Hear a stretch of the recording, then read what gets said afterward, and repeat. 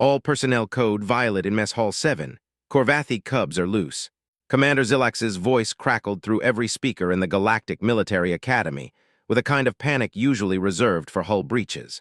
Across the cafeteria, 300 cadets from 15 different species pressed themselves against walls, tucked under tables, or simply froze in place as 5 Corvathi cubs prowled between the rows. Each cub was the size of a Terran lion. "Sir, they've taken the entire third section's lunch allocation," Lieutenant Vexthal reported from the doorway, his hand hovering over his sidearm. "Permission to—" "Denied," Zilex snapped. "Those cubs' parents are the Corvathi ambassadors. One scratch, one bruise, and we're looking at an interstellar incident that'll make the Proxima trade wars look like a scheduling dispute." The cubs knew it, too.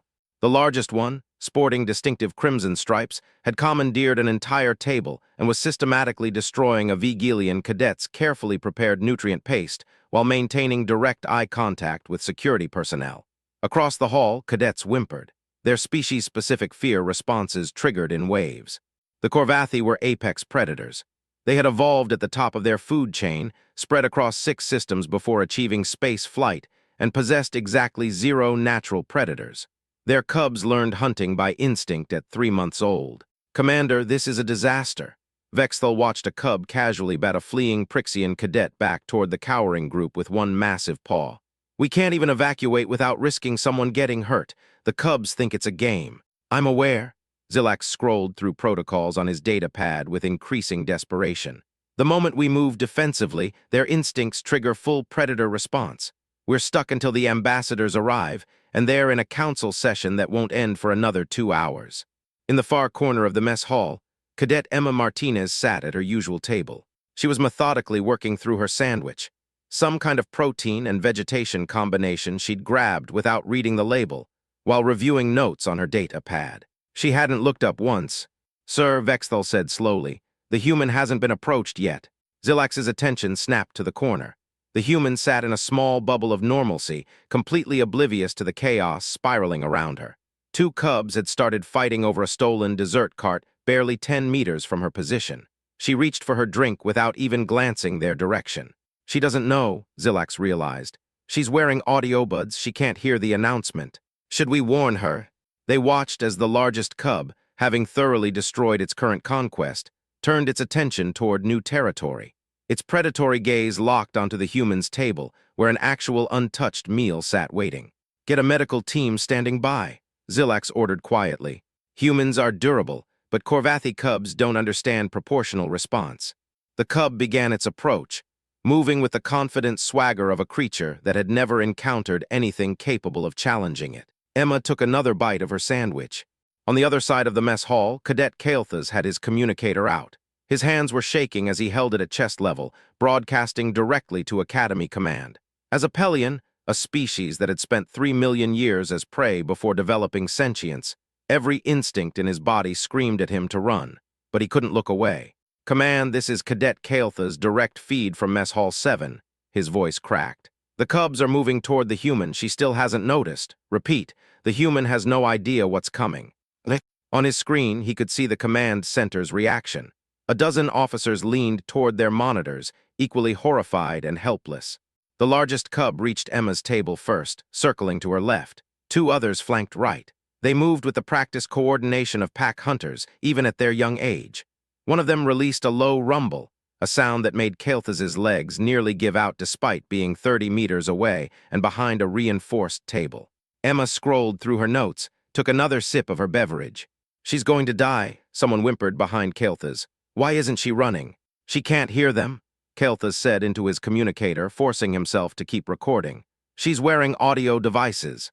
Sir, we have to do something." "Negative," Commander Zilax's voice came through, strained.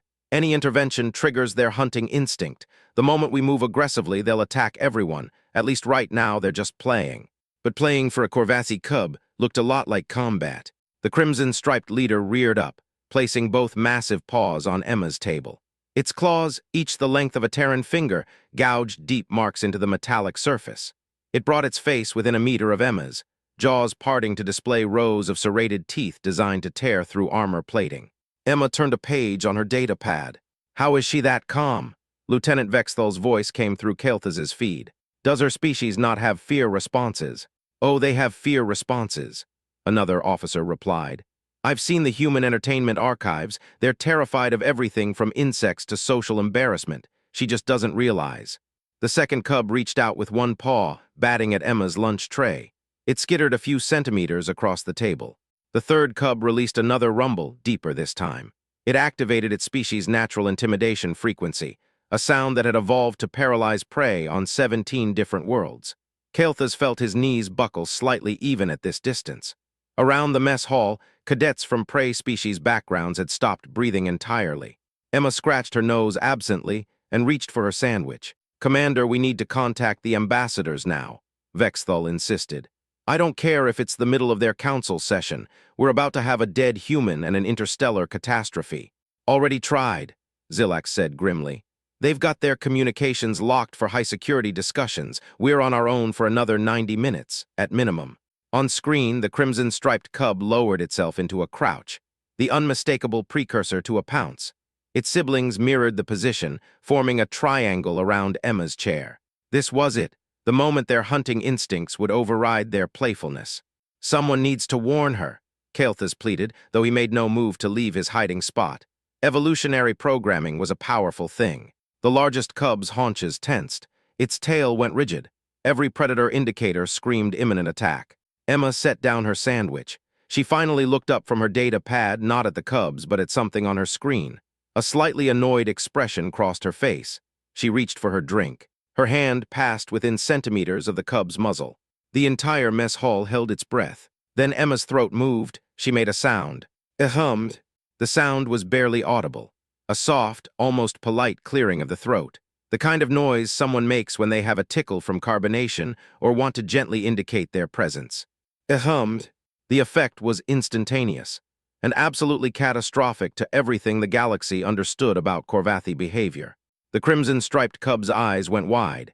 Its pupils contracted to pinpoints. Its ears flattened against its skull. For a fraction of a second, it stood completely frozen, every muscle locked as though its nervous system had simply stopped processing commands. Then it bolted. Not a casual retreat, not a tactical withdrawal. A full, scrambling, evolutionary panic response that sent it careening backward with such force that it crashed into its sibling, sending both cubs tumbling across the polished floor. The third cub didn't even bother with direction. It simply ran, slamming into a support column hard enough to dent the metal before ricocheting toward the exit. Within 5 seconds, all 5 Corvathi cubs had evacuated the mess hall. They trampled over each other in their desperation to escape. The sound of their claws scrabbling against the deck plating echoed down the corridor, growing fainter as they put as much distance as possible between themselves and the human. The mess hall fell into absolute silence. Emma picked up her sandwich, took another bite. Her eyes returned to her data pad. She chewed thoughtfully, scrolling through what appeared to be a tactical doctrine analysis, completely unaware that 300 cadets were staring at her, with expressions ranging from shock to existential crisis. On the command center feed, Commander Zilax's mouth opened and closed without sound, his species equivalent of a system reboot. What, he finally managed. In the name of every star system in the known galaxy, what just happened? Sir, Lieutenant Vexthal's voice came through, equally stunned. The cubs, they fled from a human sound. I have eyes, Lieutenant, Zilax snapped, his composure cracking. Someone get down there and find out what kind of weapon that human is carrying. Sonic disruptor, pheromone emitter, subsonic frequency generator. In the mess hall, Emma looked up as 4 security officers burst through the entrance, weapons drawn but uncertain. She pulled out one of her audio buds. Oh, hey, she said casually. Did something happen? I had my music on. Cadet Martinez. Vexthal approached carefully, his scanner out and sweeping over her. What did you do to the Corvathi cubs? Emma blinked. The what now? The cubs, the 5 predators that were about to attack you. What defensive measure did you employ? Attack me? Emma looked around the mess hall, finally noticing the 300 traumatized cadets and the overturned furniture. Wait, what? When did? She paused, thinking back. Oh, those big cat-dog things. They were getting kind of close to my fries, so I just, let them know I wasn't interested in sharing. How? Vexthal demanded, his scanner showing nothing but standard human biology. What weapon did you use? Weapon, I just cleared my throat. Emma demonstrated, producing another soft hum. Every security officer took an involuntary step backward. That, Vexthal said slowly, his voice tight with disbelief. That sound. That noise made the most dangerous juvenile predators in the known galaxy flee in terror. I mean, it's just a throat clear, Emma said, looking genuinely confused. You know, like, excuse me, personal space, please. I wasn't even trying to be rude about it. Lieutenant, Commander Zilax's voice came through the mess hall speakers, dangerously calm. I need a biological warfare specialist in that cafeteria immediately, and someone find me every piece of data we have on human vocal patterns. Now. Sir, Kael'thas spoke up from his position, finally finding his voice. He was still recording. The Academy Xenobiology database has entries on human communication. Accessing now. He pulled up his data pad with shaking hands. Throat clearing is listed as a warning vocalization used to indicate mild displeasure or to gain attention. Mild displeasure, Zilax repeated flatly. Yes, sir. It's considered one of the least aggressive sounds humans make. In the corner, Emma had gone back to eating her sandwich. She occasionally glanced around at the chaos with growing bewilderment. Someone, Zilax said, his voice carrying the weight of a commander whose entire understanding of the universe had just been invalidated. Please explain to me how the least aggressive human sound just accomplished what every security protocol in the galaxy has failed to do for the last 3,000 years. Nobody had an answer. Emma finished her sandwich and reached for her dessert, completely oblivious to the crisis of galactic understanding unfolding around her. Xenobiologist Tana arrived within 20 minutes. Her 6 manipulator appendages were already working across multiple data pads simultaneously. She'd been in the middle of a lecture on cross-species communication when the emergency summons came through, and she'd brought half her research team with her. Show me the footage, she demanded, not bothering with pleasantries. All angles, full spectrum analysis. Commander Zilax pulled up the security recordings. Tana's primary eyes widened as she watched the cub's reaction play out in slow motion. The freeze, the pupil dilation, the immediate flight response. Extraordinary, she breathed. Play the audio again. Isolate the human's vocalization. Emma's hum echoed through the command center speakers. Tana's manipulators flew across her analysis equipment. There, she said, pointing to a cascade of wavelength readings. Do you see it? The human vocal pattern isn't operating on a single frequency. It's hitting simultaneously across 17 different ranges. Low subsonic rumble, mid-range harmonics, high-frequency overtones, all layered together in one simple sound. So it's a weapon, Vexthal asked. It's communication, Tana corrected. Corvathi cubs are apex predators, yes, but they evolved in an environment with other apex predators. Their survival depended on recognizing warning signals across species lines, learning which creatures were dangerous, even if they'd never encountered them before. She pulled up a comparison chart.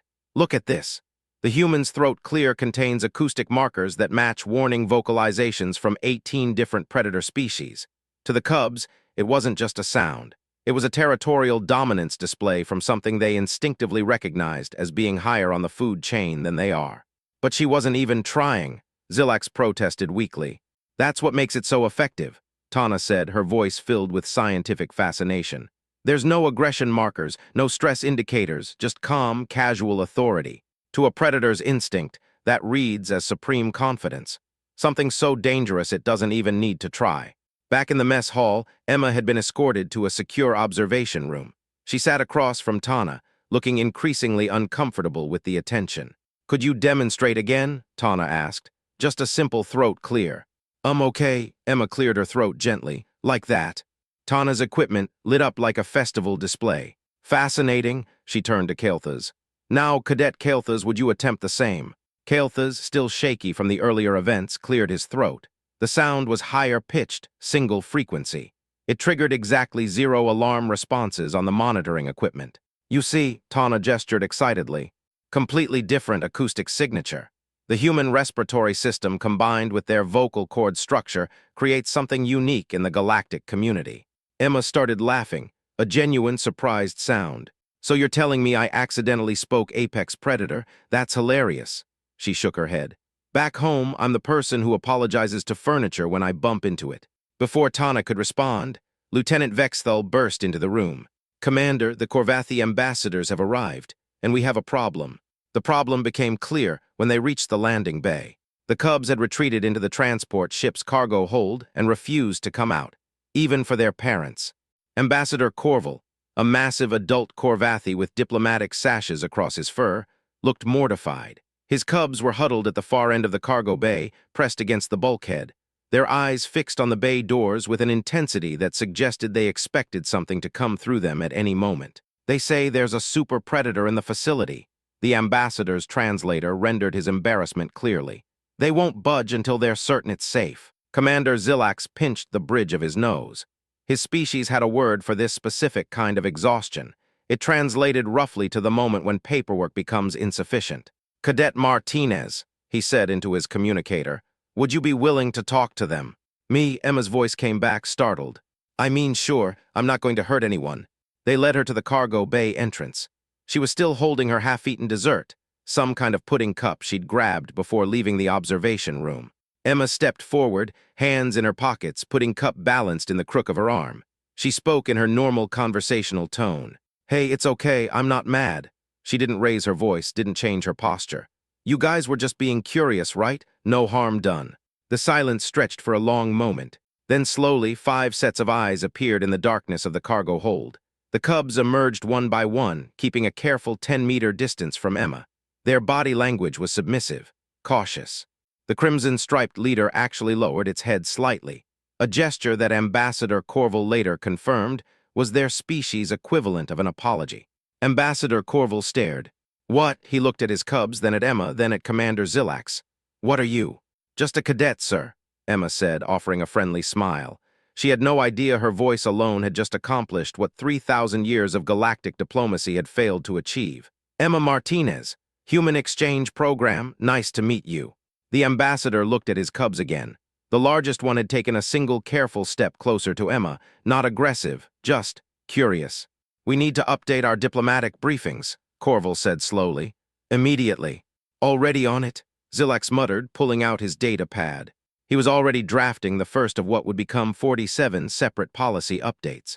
Emma, oblivious to the galactic paradigm shift she had just caused, checked her chronometer. Her eyes widened. "Oh no, I'm going to be late for advanced tactics." She looked at Zilax. "Can I go?" Zilax waved her away. "Just try not to clear your throat in class." "Why would I, you know what? Never mind." Emma shrugged and headed toward the exit, putting cup still in hand. She left behind a cargo bay full of diplomats, security officers, and thoroughly humbled apex predators.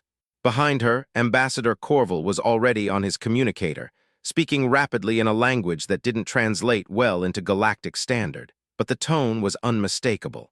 It was the tone of someone who had just realized everything they knew about the food chain was wrong. The human vocal warning protocol went into effect exactly 36 hours after what was now being called the throat-clearing incident. Commander Zilax stood in his office, reviewing the new guidelines with the kind of exhausted resignation that came from having one's entire understanding of predator dynamics rewritten by a college student with a sandwich and a pudding cup. "All personnel are advised to maintain awareness of human respiratory functions," he read aloud to Lieutenant Vexthal. "Throat clearing, coughing, sneezing, and hiccuping are normal biological processes and should not be interpreted as threat displays unless accompanied by aggressive posturing or verbal warnings." He paused, looked up from the data pad. "The parenthetical note seems excessive." "The parenthetical note," Zilax said flatly, "is there because 3 different apex predator species have formally requested clarification on whether they need to evacuate facilities when humans have seasonal allergies." Vexthal blinked. "Seasonal. I have spent 2 days explaining to ambassadors that humans don't intentionally weaponize their sinuses." Zilax set the data pad down with more force than strictly necessary. "Do you know what Ambassador Corval asked me this morning? He asked whether humans could be classified as a biological hazard during pollen season." "A biological hazard, Vexthal? What did you tell him?" "I told him that humans consider seasonal allergies a minor inconvenience and that the appropriate response is to offer tissues, not to declare a state of emergency." Zilax rubbed his eyes. He didn't believe me. Down the hall, in a different mess hall 3, because Emma had decided she never wanted to see the original one again, she sat at a corner table trying desperately to ignore the whispers and stares. Word had spread across the entire facility. She'd become an inadvertent celebrity, complete with a nickname she absolutely hated. The human who scared the unscarables. "This is ridiculous," she muttered to Kelthas, who'd taken to sitting with her at every meal. The Pelian cadet had apparently decided that anyone who could terrify Corvathi cubs was the safest person in the galaxy to befriend. I literally just cleared my throat because I had some soda go down wrong. Now there are scientific papers being published about my vocal cords. 7 papers, actually, Kael'thas said, scrolling through his data pad. He seemed much less nervous than he had been 2 days ago. Being near Emma had that effect on people now. Tana's team submitted 3 to the Galactic Journal of Xenobiology alone. There's also a symposium being planned on cross-species acoustic threat recognition and human vocal complexity. You're listed as a featured case study. Emma dropped her head onto the table. The impact made a soft thud. Kill me now. I'd rather not, Kael'thas said cheerfully. You're the only reason I feel safe eating lunch anymore. The Academy's communication systems had been working overtime. Every apex predator species in the known galaxy, 17 in total, had received formal advisories about human casual sounds. The Corvathi ambassadors had personally transmitted warnings to their home world. The Galactic Security Database, which Xilax had spent 6 hours updating, now included an entire section on human acoustic patterns with detailed frequency analysis and threat assessment protocols. Emma's personal communicator wouldn't stop buzzing with interview requests from xenobiology departments across 3 sectors. At least it's dying down, she thought hopefully. She reached for her drink. At that exact moment, a piece of food went down the wrong pipe. Emma coughed. Not a dramatic cough, not a theatrical production. A normal, reflexive cough to clear her airway. The kind of cough that humans make dozens of times a year without thinking about it. The reaction was immediate and catastrophic to any sense of normalcy. 200 cadets from dozens of species, including several who were technically classified as predators themselves, flinched in perfect synchronization. 3 cadets actually dove under their tables. One dropped an entire meal tray with a crash that echoed through the suddenly silent hall. Emma stared around the cafeteria. Her face was turning red, not from the coughing anymore. Oh, come on. Kael'thas tried to hide his smile behind his data pad. He failed. This is going to be a thing now, isn't it? Emma asked. Her voice carried just a hint of desperation. You just achieved what evolution gave up on for 17 species, Kael'thas said, his tone mixing amusement with genuine awe. You made apex predators acknowledge a superior threat through nothing but your natural biology. He leaned forward, lowering his voice conspiratorially. Yes, Emma, this will absolutely be a thing. Emma stood up, gathering her tray with exaggerated care. She tried to move as quietly as possible.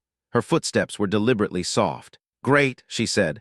Back home, I'm just the person who brings donuts to study group. Here, I'm apparently a walking intimidation field. How is this my life? She headed toward the exit, muttering under her breath about interstellar exchange programs and cosmic irony. Halfway to the door, something in her diaphragm spasmed. Emma hiccuped. The sound carried across the cafeteria.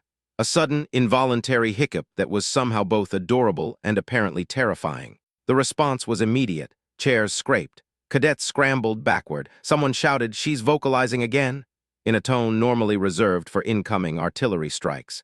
In the back corner, a group of Velian students executed what was clearly a practiced evacuation drill. They had discussed this. They had prepared for this contingency. Emma didn't even turn around. She just walked faster, her shoulders hunched with mortification. She pushed through the exit into the corridor. Behind her, she could hear Kael'thas trying to calm everyone down. It's fine, it's just hiccups. She's not establishing territorial dominance over the cafeteria. Please return to your seats. Emma made it 3 meters down the hallway before hiccuping again. From Mess Hall 3, she heard the unmistakable sound of mass panic. Chairs overturning, rapid footsteps, someone yelling about implementing emergency protocols. I hate everything about this, Emma announced to the empty corridor. Her communicator buzzed, a new academy-wide memo. ATTN, all personnel human respiratory functions.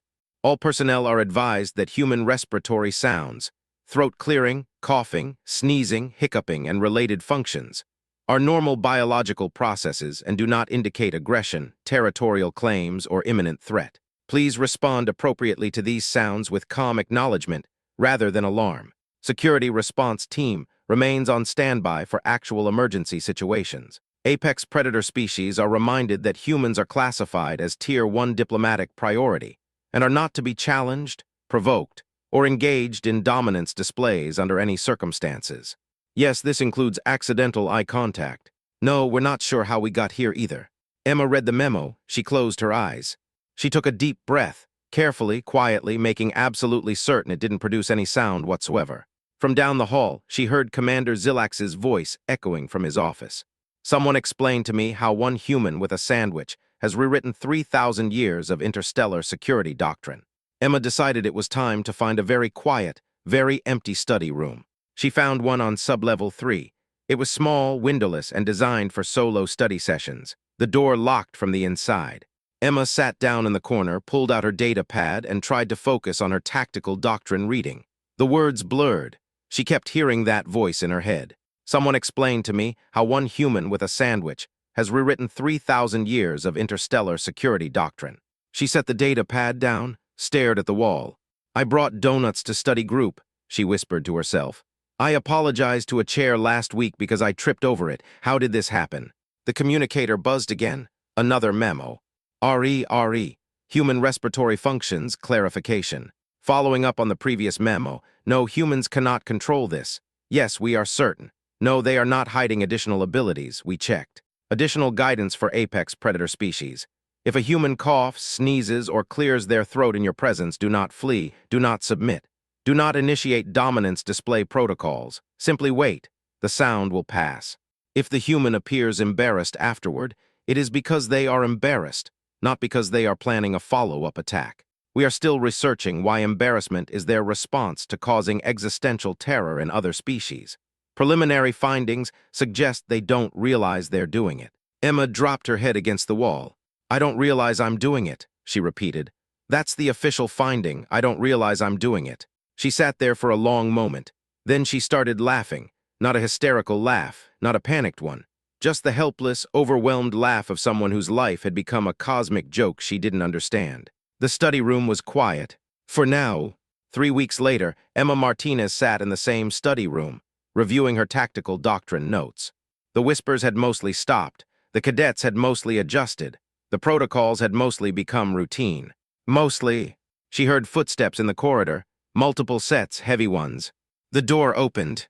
Commander Zilax stood in the doorway, flanked by 2 security officers. He looked tired. He always looked tired now. "Cadet Martinez." "Commander," Emma set down her data pad. "Is something wrong?" "That depends on your definition of wrong." Zilax stepped aside, revealing a figure behind him. A Corvathi, adult, diplomatic sashes, crimson stripes, the same pattern as the cub leader from 3 weeks ago. "Ambassador Corval, I wonder if I might have a word," the ambassador said. His translator rendered his tone as carefully neutral. "About a training exercise." Emma blinked. "A training exercise, sir. The Galactic Military Academy has requested that the Corvathi diplomatic mission participate in a cross-species emergency response drill." Corval stepped into the room. He moved carefully, giving Emma a deliberate distance of at least 5 meters. "They believe that our species' unique perspective on threat assessment could be valuable." That sounds reasonable, sir." "And I agreed," Corval's whiskers twitched, "on one condition." Emma waited. "You will be present during the drill, Cadet Martinez, not as a participant, as an observer." The ambassador's voice dropped slightly. "My cubs have requested that you be nearby in case they become uncertain." Emma stared at him. "Your cubs want me there. In case they get scared." "They are not scared," Corval said quickly, then more quietly. "They are cautious. There is a difference. Sir, with respect, they're apex predators." "Yes," Corval's whiskers twitched again. "And apparently apex predators can learn." Emma looked at Zilax. The commander shrugged. "The request came directly from the ambassador's office. I'm not going to argue with it. You'll receive hazard pay and an official commendation for interspecies cooperation."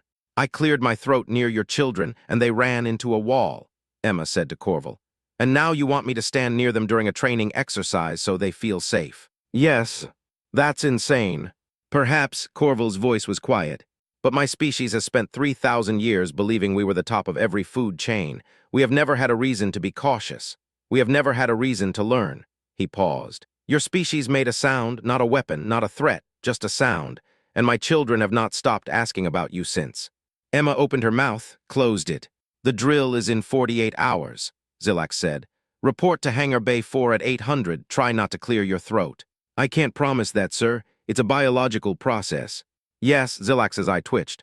"So I've been told, repeatedly, by 17 different apex predator species." He turned and walked away. The security officers followed. Ambassador Corval lingered for a moment longer. "Thank you, Cadet Martinez." "For what, sir?" The ambassador's whiskers twitched in what might have been a smile. "For reminding us what we forgot. That being at the top of the food chain doesn't mean you stop learning. It just means you have further to fall if you do." He left. Emma sat alone in the study room. She looked at her data pad. She looked at the door. She cleared her throat just to see what would happen. Nothing did. There was no one else in the room to panic. She laughed softly, picked up her sandwich, and went back to her notes. Outside, in the corridor, a maintenance worker paused outside the door. He had heard the sound. He had felt his hindbrain light up with a warning signal older than his species' civilization. He kept walking, but he walked a little faster than before.